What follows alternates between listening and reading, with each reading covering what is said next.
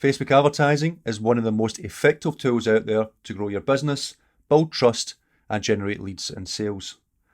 Now, Facebook has over 1.13 billion daily active users, a billion of them which access the social network through a mobile device. The three aspects of Facebook to bear in mind are: one, people's attention. People spend a lot of time on social networks. The average user spends around 50 minutes a day on Facebook, Instagram, and Messenger. Organic reach is on the decline and has been on a decline on Facebook for many years now and has almost hit zero. If you want to promote your business or experience on Facebook, it is all pretty much a pay-to-play network. Number 3 is basically targeting. The targeting options within Facebook ads are incredible. Businesses can target users by location, demographics, age, gender, interests, behaviour, and much, much more. It is the most comprehensive platform out there for targeting. In this podcast, I will provide you my top 5 tips that you must follow when running your own Facebook ad campaigns.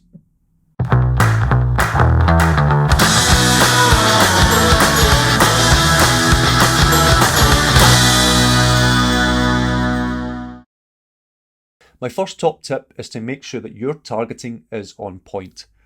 One of the biggest fails that I see on Facebook ad campaigns is simply not targeting the right audience. If you serve a mostly international traveller, you must know where your customers are coming from, not just the overall countries, but the individual states and cities. If you know a lot of your customers come from Miami and Florida, for example, target Miami with an ad that has content relating to them, not just a general ad that encompasses all. Have something in your ad that's a little bit more personal to the destination that you're trying to target. Also look at things like flight data. How easy is it for them to travel to your destination? If you have to get on 2 to 3 connecting flights, they might not be the right customer, as that may put some people off, and you'll be spending money on ads that you don't need to. If you serve a more local customer or those who are already in your destination, this may actually make your ad spend cheaper. Target those people who have just travelled to your destination but live elsewhere. With Facebook, you can target people in a specific location who are only travelling through that location. Whether you are targeting international or local, you must add interest to narrow down your audience to who you really want to attract. If you run a cycling experience, for example, target people who like cycling. If you have an experience that has a high ticket item, you can set your ads in the US only to target, say, the top 5% of household income. For those outside of the US, target those who like luxury goods or who have high paid jobs, and even target those cities who may have a higher rate of disposable income. If you're looking to target the super wealthy, then you can even target those who work as, say, a personal assistant, as they are the most likely to be the ones who are helping to organise that individual's life. Also think about running ads targeting your existing customers, something that a lot of operators simply don't do, especially if you get a lot of repeat business. Even if you don't get repeat business, upload those customers into Facebook to create a lookalike audience, so Facebook can find similar audiences for you on your behalf. The second tip I want to discuss is ad creative. Now, I do get asked a lot about this, and I see a lot of it being posted up on the Tourpreneur Facebook group about what ad creative works best. Video, images, carousel ads, etc., etc.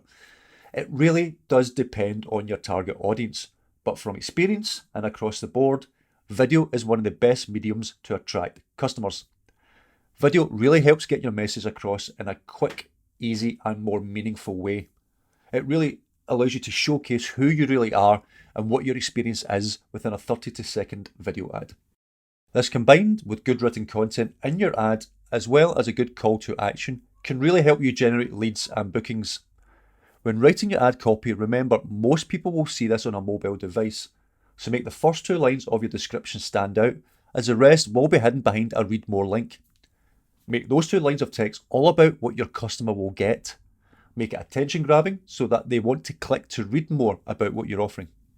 When using video, create a square, landscape and portrait version so you can display your video across the various ad mediums, like Facebook and Instagram Reels or within the newsfeed. My third top tip is do not sell to your audience, at least initially. Facebook is very different from the likes of Google Ads, for example, With Google Ads, you are serving people who are already thinking about an experience or looking for the best places to travel. With Facebook, they are not searching for a product or an experience. When you serve an ad to them, you are basically interrupting their day by suggesting to them that your experience is something they may wish to consider. The intention of this initial ad should be to plant the seed in their mind. Now, not many people will purchase an experience or a product for that matter from seeing one ad on Facebook, as they may not know who you are, so there's been no trust established between you and them. When running Facebook ads, you should run a series of ads at the one time. If targeting new customers, create one ad to attract them and to find out more about your experience and your business. This could be to a landing page or to inquire for more details and get them into, say, an automated email drip campaign. A second ad will then be targeted to those who interact with that landing page or who may be signed up. This again could be a video ad highlighting the experience, but then showcase your great reviews or even your happy customers. You may even want to run a third ad which is a little bit more product focused and is maybe what you would consider more of a sales ad. If targeting locals or those who are already travelling within destination, then run one ad to attract them and then maybe run another product ad. No, you can even try just a product ad to those who are travelling through your destination in case they are maybe looking for something to do there and then. Really depends on your cut-off dates for your tours. The fourth top tip would be to make sure that your Facebook pixel is set up correctly. Now, the Facebook pixel is what helps you get a better understanding of how successful your ad campaigns are. It will track if the customer allows cookies, how they interact with your website or with your ad. Make sure that you also set up goals within your pixel. Now, what pages do you want to track? The buttons that you want to see them click. All that can be tracked through the Facebook pixel. Also track any thank you pages that customer may be directed to. The more that you can track, the better informed you will be on how good your ads actually are.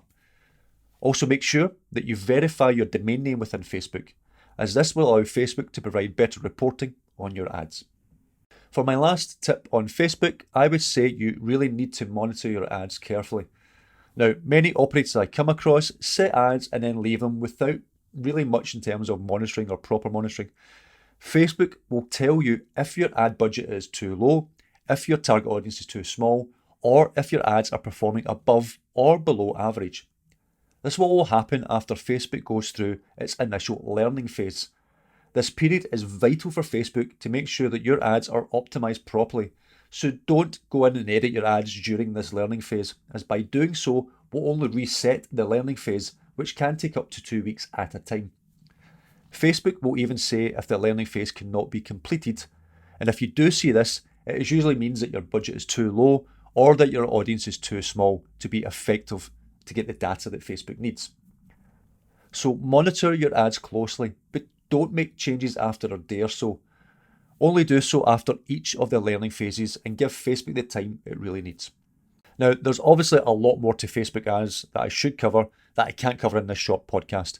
So I will be going more in depth in a future Tourpreneur sprint, where I will take you through an ad campaign step by step. So until then, I hope that these top tips give you something to think about and maybe want you to reevaluate your ad campaigns that you're running just now. So hopefully see you in the near future in this Tourpreneur sprint when I cover more Facebook ads in depth. Thanks for your time.